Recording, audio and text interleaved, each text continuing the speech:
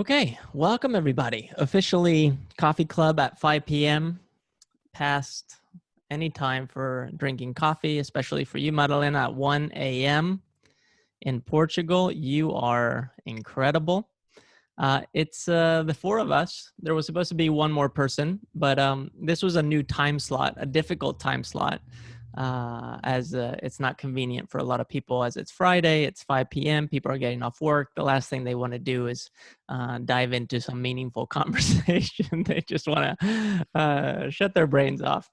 So I'm going to try to keep this topic today as light as possible. But before we get into it, I would love to hear how you are doing. And because there's only four of us, maybe we can go one at a time. Maybe Rich, do you want to start by sharing a little bit how you're doing and what's on your mind today? Sure. Yeah. So I'm in physical therapy school out here in North Carolina. I'm in toward the end of my second year of 3 years. So we're kind of in the thick of it as far as actually learning physical therapy, not just the base sciences. So it's been really fun, diving into the craft, and that's also why I wanted to join your platform, because it relates so well. It's just all the same stuff, right? Just different context. And so yeah, everything's been good. Just learning, just being a sponge right now in all aspects. So, there you go. Well, that's awesome. Yeah, thank you for being here, and I'm glad some of that which I've shared in the past when it comes to movement resonates, and hopefully some of these ideas that I'm currently sharing can tie back into that, which is something that we can also talk about at the end of today's conversation. Madalena, I'll let you share a little bit about how you're doing at this very early morning, your time.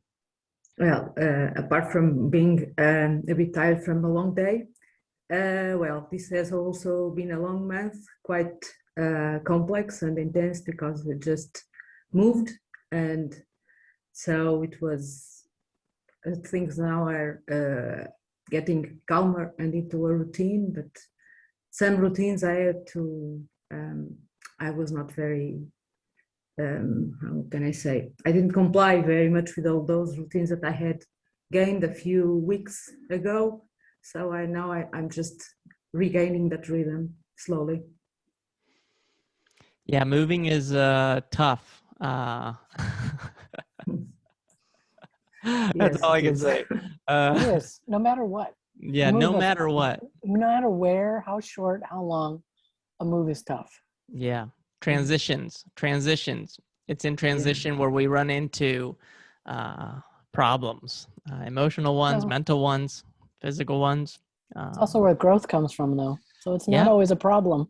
Well, the problem is what leads to the growth. If you don't have problems, then you just become stagnant. That's true. Yeah. I mean, to relate this a little bit to what Rich was talking about earlier about physical therapy, I mean, the thesis of my book and freestyle is that all progressions start from the transition. And when you can anchor a movement progression, a thought progression from the transition position, whatever that may be, you can achieve really great things. So part of the conversation today will be anchored in that, as I'm going to be relating it to the big transition that we're going through right now worldwide. One reason being the pandemic that we're still in. But before we get into that, Maja, how are you? I'm good. I'm in the process of moving. Are you really? Are you really? Is that a joke? No, it's not a joke. I'm leaving LA. I'm actually going to see Carl next Saturday. And then I'm hopping on a red eye. I'm going to Costa Rica for a month. Wow. To finish writing my book, and just ground myself and spend time in the ocean and think about where it is that I've decided I don't want to stay in LA. And so I'm figuring out what I really want to do next. Excellent. Well, yeah, well wishes on the book writing, first and foremost. And second of all, I hope the transition to Costa Rica is smooth, and that you find what you're looking for. I'm only going to take at least for 30, 60 days. That's it. My plan is not to stay in Costa Rica. It's just to reground myself and take some time for me. And you never know. You never know. that's true. But I'm glad we're gonna get to see each other next weekend. I know. Yeah. I'll be competing in the lift hang, or what is it? Lift run hang. Yeah, that's what it is. The hanging being beer and coffee. Yeah. I may be just laying there on my back, but I'm trying to prepare a little bit. You were running on the track the other day. I was, but I haven't picked up a barbell since January of 2020. No, but you've been doing handstands and you've been. Yeah, it'll be great. I'm looking forward to it. It'll be fun. Yes. It'll be a fun event. It will be, and I'm looking forward to meeting everybody there. Anyways, getting into the topic of today, the topic is something that became very prevalent during the beginning of the pandemic, when everybody started to scramble and was behaving in very erratic, confusing, irrational ways. And it was that we, as not only human beings, but as a group, as a collective, we struggle to self-govern.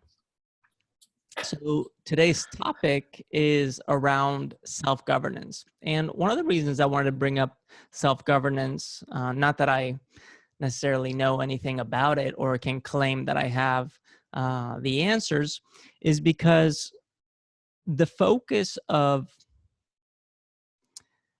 my teachings, or that which I am a student of, reside in self-mastery. And self-mastery being the process of discovering that which allows us to not only express ourselves, but to reveal who we are, or to reveal our character. And self-mastery being a process that only the individual can choose to participate in when ready, when clear in the mind, when energized, when also supported by their environment. And without that choice of participating in self-mastery, there is no evolution, there is no adaptation, there is no change. And something that I've shared several times before is that this notion that change only comes when there is an impulse greater than our current conditioning, and us noticing that impulse and then acting on it. When that happens, then and only then do we choose to pursue something that is greater than what we're currently doing. In addition to that, in order to pursue something that is greater, better than what we're currently doing, we have to acknowledge that what we have right now is the best that we could ever have. That it's us doing the best that we can with what we have. It's us having abundance within what we would consider limitations, or to realize that we are on the path towards something greater than than where we currently are. And without this realization of appreciating, noticing where we are, one can't choose to move forward. And it's in this choice where not only self-mastery resides, but also self-governance. And governance being the act of steering the ship.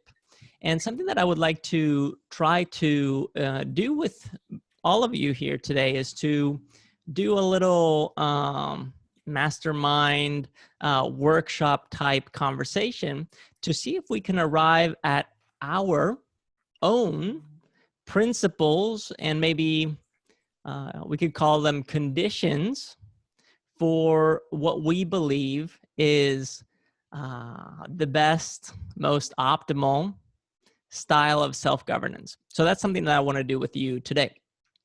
And another reason I've been thinking about this is because maybe if you've followed me on Instagram, you've seen that I started doing some gymnastics again, the sport that I practiced as a kid.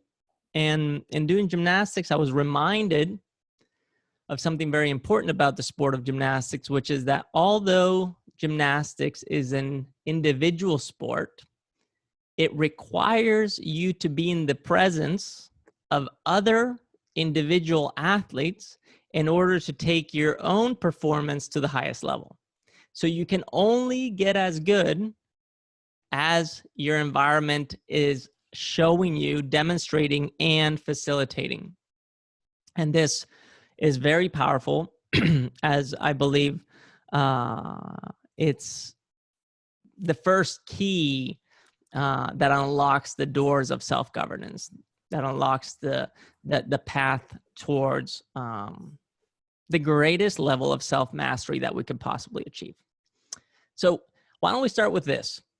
If you think about self-governance right now, just for a second, what's the first thing that comes up for you? What is it that you're thinking about? Are you thinking about your family? Are you thinking about your health? Are you thinking about actual government, like in politics? Are you thinking about your state, your city, your neighborhood? What's coming up for you when you think about self-governance? Anyone who wants to share, feel free to just jump in. For me, well, the first thing that comes into my mind is the idea of going right, of listening to my own intuition, my own gut, and making decisions that I know are based on what's best for me, regardless of what society is telling me that I should be doing. Yeah, so can we call that listening to yourself, becoming aware of what is alive in you? Yeah. Okay, so let's call our first step aliveness, just for now. So I'm just going to put this in the chat, aliveness. Madalena or Rich, what comes up for you when you think about self-governance? Well, I could say that I would go more or less like what Maja is saying, but well, in my case, I think I'm always a bit influenced. I'm not a bit. I'm usually quite influenced by the environment. I mean, not only say like the neighborhood where I live, but also my family. It also influences that. I can't separate those things, thinking about what for me is going right, and I can't separate those things. So it's a bit of a mix of an environment influence and how I feel about it. Mm-hmm. My question to you here, Madalena, would be, are you aware of how you influence your environment? Not really. I mostly, I usually pay more attention to how the environment conditions me in a way, but no, I don't pay. Well, I don't think too much about that, or I don't pay attention. Okay, well, this is a very, very powerful concept here, is that as much as you are influenced, you are influencing. It may be so that which influences you may have some influence on that source, but maybe where you're influencing is somewhere else. And that somewhere else, by simply asking ourselves this question, is increasing your awareness, thus that which is alive in you. So I am going to write down here influence. And what I want us to make sure is that we think about influence not only as that which is influencing us, but that which we are influencing. So influence and aliveness. Rich, what comes up for you? You actually mentioned this idea before you posed the question, and what was already going in my head was, you know, as a coach, the issue that a lot of members or clients or whoever you're dealing with or people ask you for advice is their own self-governance. And as a coach, I understand them because now I'm not just figuring out how I'm solving their issues, I'm figuring out how can I give them advice if I am or not self-governing. So one of the big things that I try to teach in helping them with what little I know about self-governance is having, you know, your dream goal or objective to get you there. That can get you a long ways, but again, I don't have all the answers, and I don't know how you can use that. And there's also another piece, because it's not that it's almost like you are always aware, or not always. A lot of times you are aware, but you still govern appropriately. And the disconnect is something that I struggle with, and I just don't know what that last little piece is that kind of gets us there, gets us, even if your dream is big enough, your goal is big enough. Yeah, you get where I'm missing something there. Yeah, and what you're missing here is the word collaboration. So I'm going to write that down here. And the reason it's collaboration in this case, which we could spin this in a million ways, but the reason it's collaboration is because you're talking about engaging, for example, with your clients in a way where you know that you have some valuable information that will influence their decision making, thus what is alive in them. But you also know that which you have of value to offer them needs to be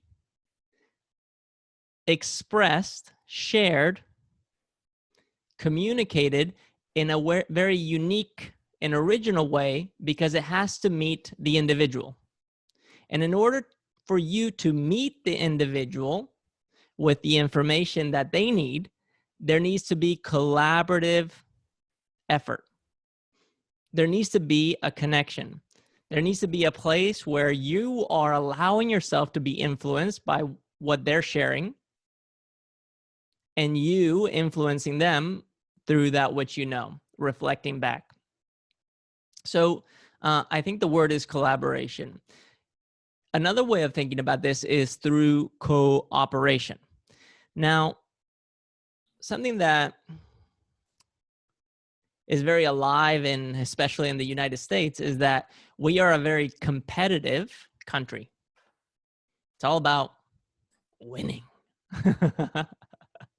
Right?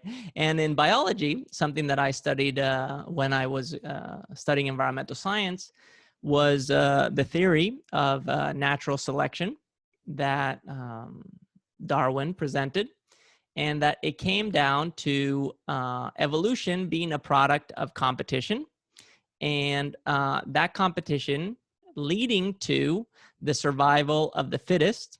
And the fittest is not only the species that is able to come out on top, but also the characteristics of that species. And as time has gone on, there was another scientist 50 years before Darwin who was kind of shunned.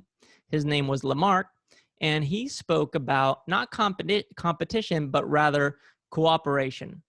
And his theory around natural selection was more based on cooperation. Now, there is a fine line, and there has to be a little bit of both, because that's the nature of nature. But it's in the cooperation, seeing cooperation, where we can begin to create an evolution, a progression, an adaptation. So because there's only 4 of us here, I'm going to participate here in what comes up for me when I think about self-governance. I think about deliberate decision-making towards an ideal that is alive in an individual, oneself, and that positively influences the collective. I don't think I could repeat that, but that's what comes up for me. Okay. That's why it's being recorded. There you go. We're recording this. And the reason I can't repeat it is because I didn't think about this right now. I didn't think about that answer. I simply spoke what was alive in me.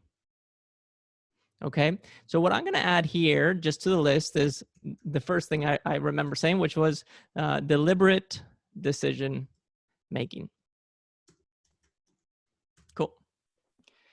Yeah, I was gonna ask you how long you had thought about that, because I thought it was like hours, not seconds. But I legitimately thought that was really good. That was really good. You summarized so many things that I've learned in one sentence that it was just crazy right now. Well, I probably thought about it a lot. I simply haven't articulated it in this way. And that's the beauty of Coffee Club and these conversations, is it allows us to go off of the cuff and just say, hey, what is coming up for us right now? And to begin to peel back the layers of any topic beyond that which has already been thought about or established as a standard. And why is this important? Well, because it goes back to what Madalena was saying, which was influence. When one positions themselves as an influencer,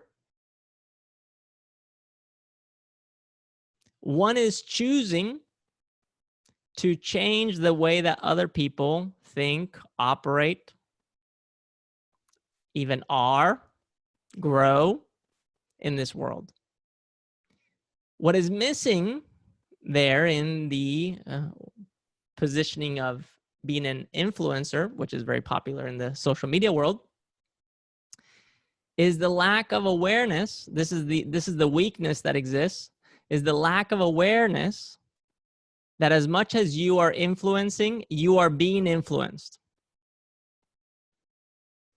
I'm just going to share this because it's coming up for me. But Donald Trump is a great example of this. Donald Trump, if you go back to watching one of his first interviews ever, you see a young man who is pretty driven, decently spoken, has a few ideas that are pretty powerful and meaningful, but you can also see a lot of hurt that maybe comes from his relationship with his father. I'm not a psychologist or anything like that, so this is just me projecting right now. So you see a lot of hurt, and you see something missing there. And whatever is missing, as you progress through the interviews that he did over the years,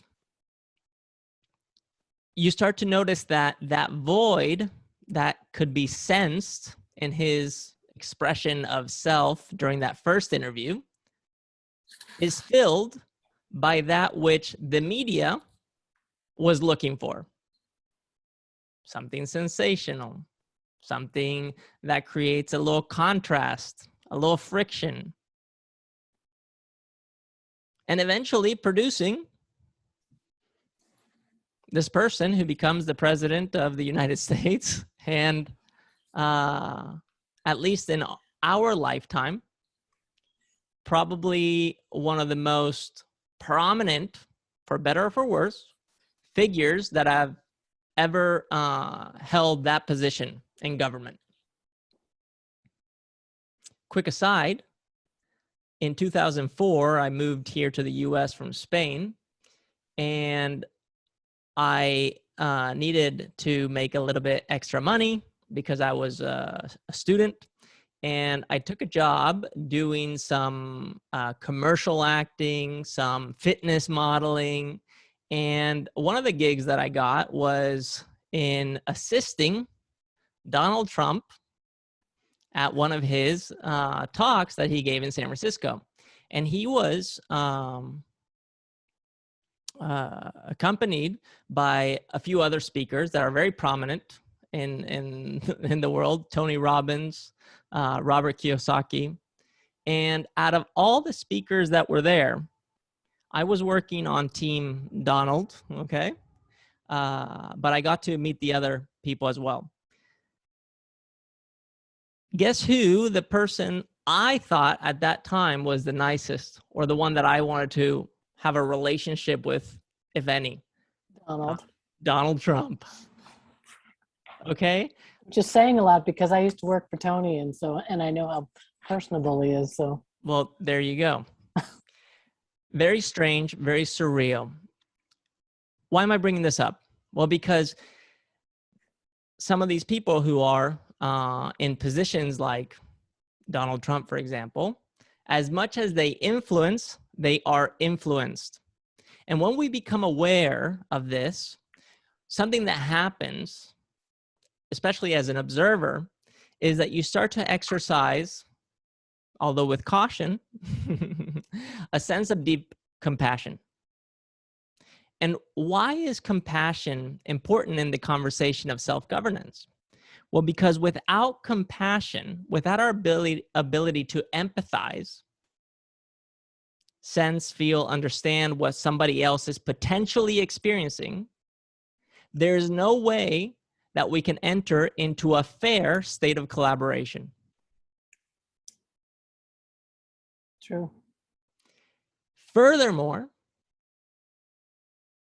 if self-governance is the act of steering yourself, that means that you have to enter into a compassionate relationship with yourself in order to collaborate with your thinking, your abilities.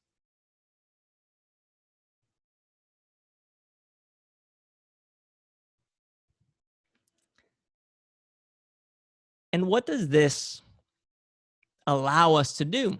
Well, it allows us to go where Maja was directing us in the beginning, which is to that which is alive in us, that which we're curious about, that which we naturally gravitate towards. Maybe you, Rich, maybe you gravitate towards working with people and helping them heal through movement.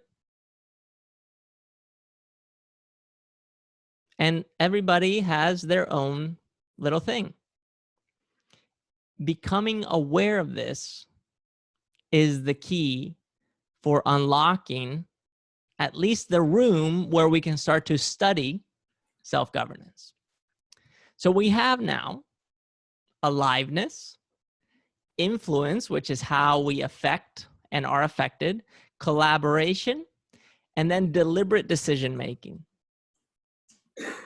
What kind of environment do you believe is required for one to express what is alive in them, notice how they are influenced and how they're influencing, enter into collaboration, cooperation, and then make decisions accordingly? What does that environment need to be like? What are some characteristics of that environment?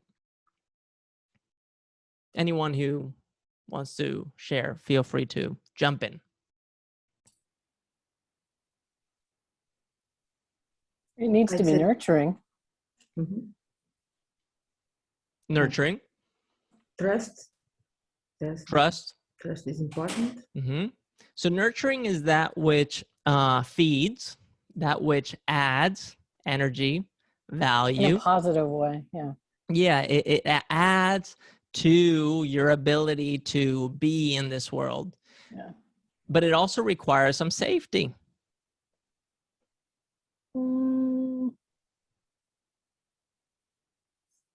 Some security. What is safety if you think about it? It's that which is consistent enough. It is predictable enough that you're able to lean into it. For me, the image that comes consistently when you talk about that is the environment of a classroom. Mm-hmm. Tell me. If is a relationship, for example, of a teacher with his student, with his students, or a coach with their clients, for example. Mm-hmm. There must be, you on one side, you need to feel comfortable to share your knowledge when you are in the place of the person who influences, because sometimes it's not, well, I have to speak about my experience when I was a student. I always felt that the person in front of me, the teacher, was someone very powerful, and we were the small ones. Well, when I started my professional life, I taught some classes, and was the most frightening experience of my life. Because in fact, I had a feeling that how am I going to like conquer the attention of those people in front of me? They are younger, they are sometimes a bit reckless, so that's why I think that some trust and you know, you need to feel at ease to share something, and also to listen, even when you are in the place of the influencer. That's my view of the situation. Yeah, that's a great example, because I too can relate to teaching, and every time I am teaching something, I am scared shitless, because teaching is one of the most vulnerable states that you can enter to when you do it with the intention of truly connecting with your students, your patients, your athletes, your clients. So very much relatable there. And the word trust is such a powerful one, because it goes back to this concept of safety. When you trust somebody, you feel safe, secure around them. You can predict a little bit what their behavior is going to be, because you have either seen the behavior over time in a way that you have established a pattern and you've recognized that.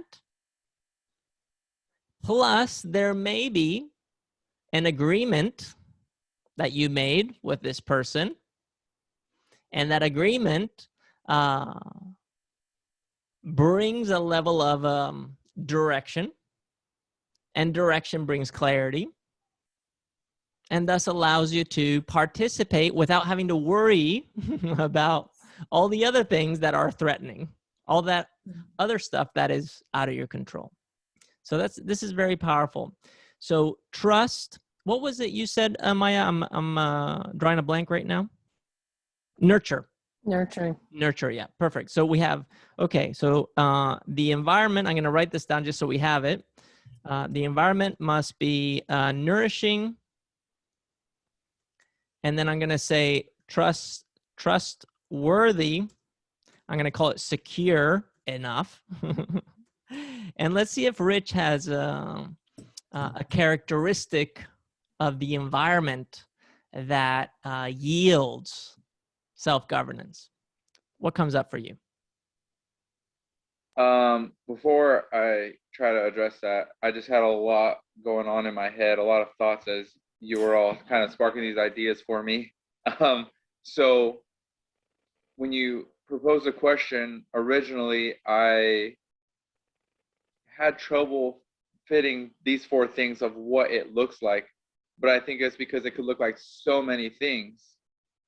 And then so I was like, well, if I can't envision what the place looks like, what's the next thing that makes me realize that I have these 4 characteristics being worked? And it was a feeling of, you know, when you're in that kind of environment by the feeling you have.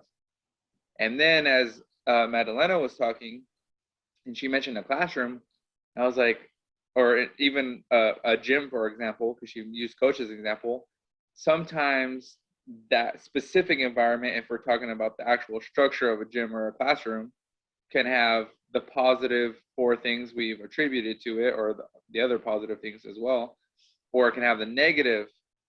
I was like, okay, well, let me use the gym as an example, because that's what I'm obviously have a lot of experience in. And oh man, I was lost where I was going with it. But it was like for oh man, I'm losing it. I had so much going on. Okay, so like in the gym, if it's like, okay, who's the coach, right? Is the coach providing the environment for the members who have the aliveness, you have the influence back and forth, the collaboration, the decision making, all this stuff, where it is that environment, versus another coach who we all know, if you're in coaching at all, it could be, or even teachers, that it could have the exact opposite effect. Yeah, so I think it was just, sorry, I lost my exact punchline there, but I don't know, that's where I was going with that. No, that's great. These conversations are complex, multi-layered. So it's very easy to lose track of what we're thinking about. But you probably were experiencing, and correct me if I'm wrong, I'm trying to share without projecting too much, is that you probably realized as you were thinking about the environment, that the environment is as significant as the individual role. Thus, the environment has to have the aliveness, the influence, the collaborative potential, and the decision-making that leads to self-governance. But that has to also be embodied in the individuals participating or living in that environment. Okay, so this is where it becomes very, it becomes very convoluted. But this is what some people who are in the lane of philosophy talk about when they talk about consciousness. They say, well, nature has consciousness, is awake. It chooses where to direct the roots in order to find the nutrients needed to absorb and transform into growing. So to sustain life. To sustain life. Others say that that is simply a physical, chemical reaction that occurs without thought. And this is where one starts to enter a place of, well, then what is this intellect that lives in nature? Somebody may call it its divine intellect. Others may say this is just the laws of nature, and those laws that we are perceiving is what we define as intellect. I don't know what the answer is, but I know that this is where both worlds start to collide. It's where we start to realize that everything that we are aware of is alive in us, and everything that is alive in us lives outside of us. Thus, we are one, but we are expressing ourselves as an individual, as part of something bigger. So by saying this, I may have confused you even more, Rich, but if you think about a characteristic of an environment that produces an ability to make better decisions, let's just call it that, better decisions, decisions for progression, decisions for growth, on top of nourishment and security, what else is there? And I'm putting this on you now, Rich, just because you happen to fall in line here, but if somebody else has anything else they want to share, feel free to assist.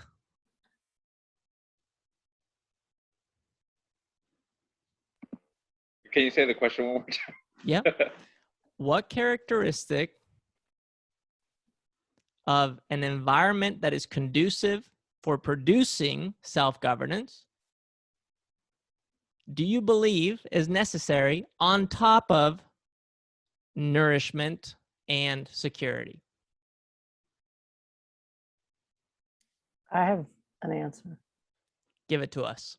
I would say that you can have all of the right environment and all of the nurturing, but if the person doesn't have a growth mindset versus having a fixed mindset, then having the perfect environment, physically, mentally, emotionally, the right teachers, if they don't have the growth mindset, then it doesn't, if they're not even thinking about the self-governance and all of that.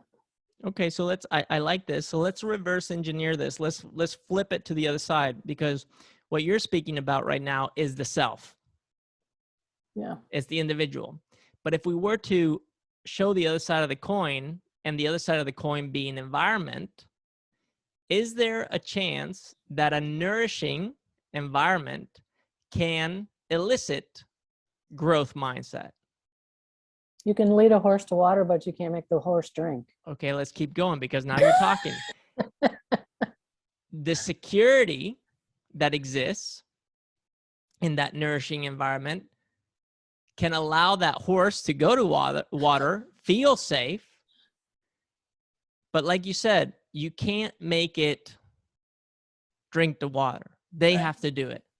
So what is it in that environment that we can plug in, drop in, that can support, potentially assist, tip the scale towards the horse choosing to drink?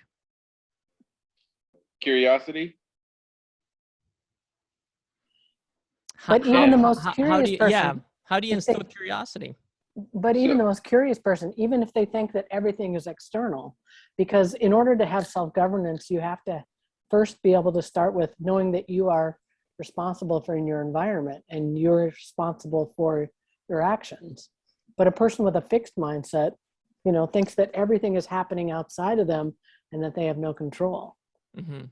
And so for me, it would be, in order to get that person or that horse to drink the water, they have to be around the people and be in the environment where they see other people leading by example. So then it becomes leadership of people taking their own responsibility and, and having that growth mindset and using the environment and the nurturing and everything to go.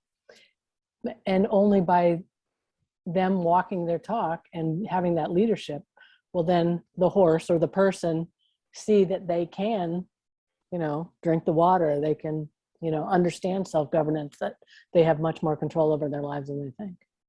And I think that's why I brought up the word curiosity, is because my curiosity was like, well, why does the horse want to drink the water?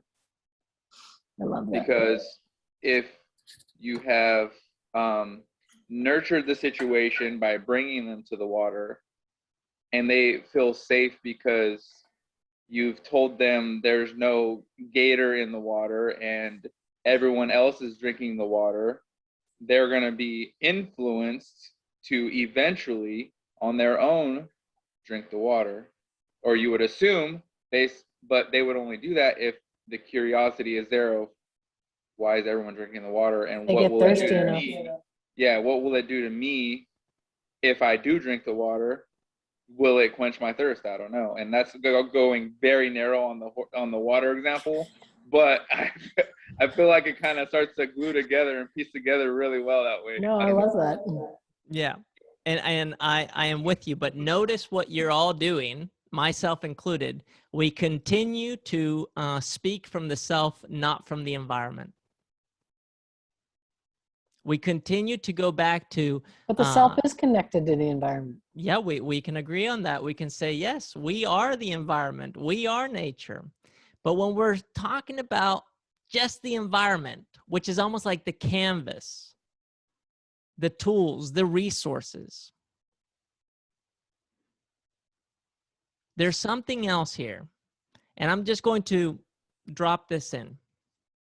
Scarcity, limitation tends to lead to action, innovation. I feel thirsty. I need water. It can lead to it, but if the person with the fixed mindset has so much scarcity, and that is what they are at their core, it takes a lot for them to be in an environment where they change that and feed that curiosity and think that, and have that switch, that light bulb go off that says, oh, I'm really thirsty. Let's see what I can do about it. Mm-hmm. Well, let's get a little dark here for a second. When we see limits in our mind and ourselves, and we succumb to those limitations, we can be so limited that we end ourselves, at least in this physical form. I won't drink. Eventually, I will die. But there's something inside of us, and this is going back to the self, that is greater than our minds. And it's something that is instinctual. It's that which is expressed in our DNA. It's the need for the DNA to carry on. Hey, I need this information to carry on, to continue to flow. It may be so that the person who carries that doesn't have the ability to express themselves in a way that is nurturing, but the environment can still be conducive for growth. Agreed. I totally agree with that. And this is so hard because what we're trying to do is we're trying to compartmentalize self and environment when they're the same. But we could consider environment as the substrate, the foundation, the blueprint, the pattern, and the self, that which grows on that substrate, that which is created through that blueprint. Yeah, so the question I'm asking myself is, what more would I need besides nurture and safety? Because that feels like a lot already. That feels like I can function that way in an environment that has those two things only. And so I just don't know what, and that's, I know that's your question, what else? But like, does there necessarily need to be a what else if you're already? No, we're just working on peeling back the layers. I'll share something really quickly, and then I'll let Maja speak. Something that I've been thinking about a lot because we have a baby living with us. Sometimes I wonder, wait, I'm the adult here. I'm waiting for somebody to come and save me. Is somebody going to come and tell me what to do? No. You need to make the decisions yourself. Yeah, Grandpa. Right? And this scarcity, this limitation, because I choose, is empowering, is conducive for growth. It's an environment that is actually pushing me. I've also noticed this in time. The less time I have, the more efficient I become. It's that third component of having some stress that then creates the stimulation for the growth. Yes, limitation is a stressor. Mm-hmm. That scarcity is a stressor. Oh, I'm limited on energy. I need oxygen, nutrients, and I need metabolism to produce ATP or energy that's going to translate into motion. So our environment, the canvas that produces self-governance right now, has to be nourishing, meaning that it has the resources. We have access to the resources. We can see them. It's all there. That it's secure enough. I can go get the resources without being killed every single time. There's a higher likelihood of surviving when I get those resources than not. There is limitation, meaning that there is a limited amount of resources. Thus, I need to manage how I access those resources. And in order to do it in the best way possible, I have to do what Maja was saying maybe 10 minutes ago. I need to model. I need to model that which I have seen works, what other people are doing, what nature is naturally doing. The Mayans, what did they do? They looked at nature and they became really advanced mathematicians. The Egyptians, they were amazing. Yeah, they were amazing architects, and they did a lot of their architecture by looking at the stars. And there are potentially other influences that come from other places that could be older civilizations that we're not even aware of. I'm not talking about aliens right now. I'm talking about a level of understanding of nature that goes further back than what we believe historically goes back. Bottom line, this is pattern recognition and modeling. An environment that is conducive for self-governance has history. It has repetitions. This is key, and it's here, the repetitions, the history, the records, that which can be observed. It's kind of like when you're flying. You're up on the plane, and you look down, and you see, if you're flying over deserts, you see these beautiful little squiggly lines, which previously were rivers. Now, they're beautiful lines in the sand, or so they look like from above. You can see a pattern. There is no water, but because we have studied nature, we know there's water. There was water, and that was a river. We can see a set of islands, and we can deduce through pattern recognition that was a crater, that was a volcano that erupted, that came from under the ocean and produced these beautiful islands. We've seen this. When we begin to model that which is happening in nature, now we are becoming aligned in our self-government, in our decision-making. We're doing it in a way that is natural.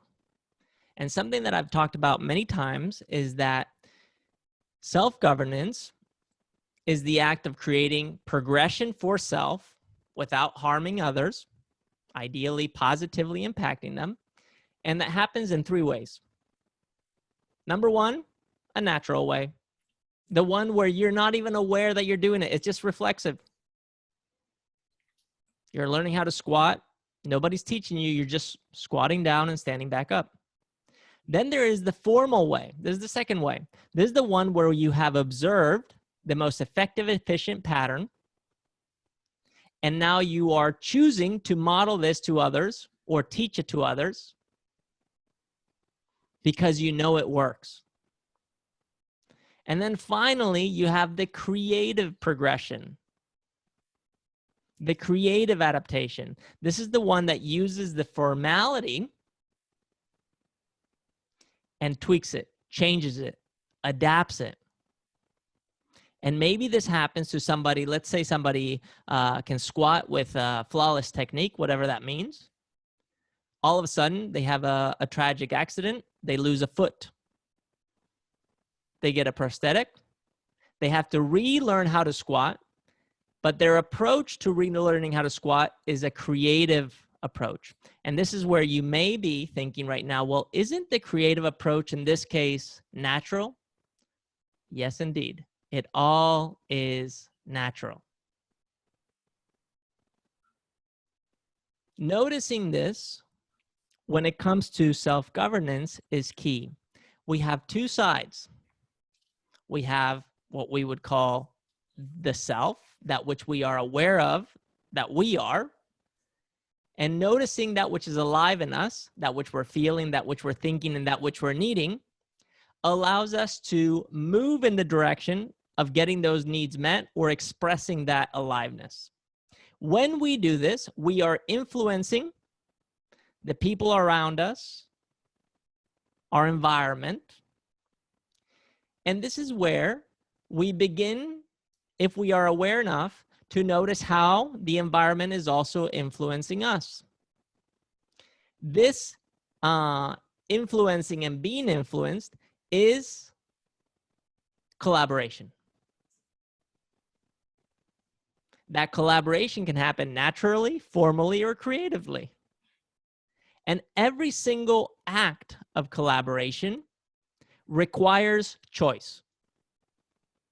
Why do you think the topic of freedom of choice is so prominent in our current social, political discussion? Because we're all seeking what is the root of self-governance. How can I still be an individual in this collective space? And what we are missing is the environment, is bringing the environment into play. It's bringing the nature of nature into play. We are only thinking about ourselves, our species, our survival. But when you start to look at the environment, you have to shift the way that you look at yourself. Why is this? Well, because without the environment, there is no you. And when you start to notice the environment being one that is, I actually wrote it here, nourishing, secure enough, meaning that we have enough resources that are accessible without us dying while going to get them, but also have a limitation. There's only so much space on planet Earth. Yes, there are renewable sources, but we're limited. It takes a while for a cow to become a cow that is edible. It takes a while for a head of lettuce to grow. I'm probably going to butcher this, but I can't remember where I heard this, and you're going to have to fact check me. But if we allowed nature to act without our influence, it would take 18 months to grow anything that we would consider the average meal that we eat. So breakfast, lunch, and dinner, each one of those meals took 18 months to get to that point. And we're just chugging it down in 10 minutes. Wow. Just let that sink in for a second. That's And even if it's powerful. not 18 months, it's more than 10 minutes that it takes you to put that in your body. That's the limitation we're working with. When we can work with that limitation, what happens? Appreciation. You stop wasting. And when you change the way that you behave, the way that you think, the way that you act, you begin to model a new behavior. The environment is doing that for us if we're willing to look at it. What is this time in our life really calling for? It's not only calling for us to look introspectively at ourselves and how we govern ourselves, but at the landscape where we are governing ourselves. And you can extrapolate this to your craft. You are the writer. Writing is the landscape. You are the teaching. Education is the landscape. You are the physical therapist, the healer. Health is the landscape. When we can look at that landscape and we can notice the characteristics that we've discussed here. One that is nourishing, one that is secure, that we can trust, one that has its limitations and we can acknowledge them. Then we can begin to model the behavior that is in full alignment with that landscape. And it's only there where we will produce not only sustainable results, but results that are positively impactful for our species, for the planet, for our sense of fulfillment, self-actualization, all of these things.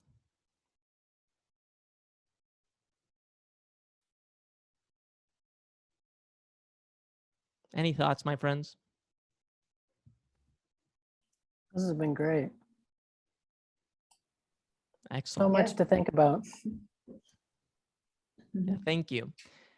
That's the beauty of this, is that this is our chance to say what we know, realize what we don't, and to reflect on where we can participate, continue to participate in whatever way we choose to. And we don't have to be right. That's the beauty, is that most likely 99% of that which was said here today was wrong. But who cares? That's right. Who cares? We are giving it a shot. Yes. And that's awesome. But yeah, I wanted to say two things. Yes, thank you for the conversation, everyone, because I feel like, and this has been happening in my classes, especially one particular course where they're taking all this information we know already. We know everything we talked about today, but how are you piecing that together to have a bigger meaning to what we know? So I appreciate that. And then also I was going to mention that at the very beginning of the call, in the first couple minutes, for some reason I came up with, I wrote this quote down as structure and function, spontaneity and passion.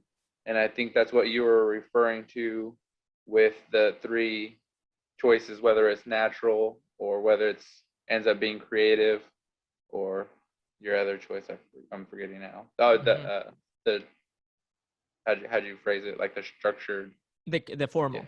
The formal, yeah. Yeah, there it is. That's beautiful. And isn't it cool to realize that we're all going to arrive at the same conclusions, because all we're doing is observing, contrasting, and then projecting to see whether it's true or not. And then everybody is expressing that in a way that makes sense to them, because that's the only way that we can arrive at very solid conclusions at the end of the tunnel, wherever that may be. Super. Thank you very much, everybody, for being here on a Friday. I feel energized. It's 2 a.m. for you, Madalena. So I hope you feel I hope you're sleepy. Yeah, I hope you're bored and you're sleepy. No, I'm not bored. Coffee clubs are never boring. No. Yeah, Ever. that's true. Awesome. We always have amazing conversations. That's the good thing about, because this last part was really interesting, because in fact I had never thought about looking at the craft as a landscape. So, but it's great. It's a great idea to explore. Super. Well, let's keep the exploration going. Thank you for being here again, and yeah, I'll see you at the next one. More to come. Okay. Can't wait. Okay. Good evening, Take care, everybody. Bye, guys. Take care. Have a good Thank evening. you. Bye. Bye. Take it.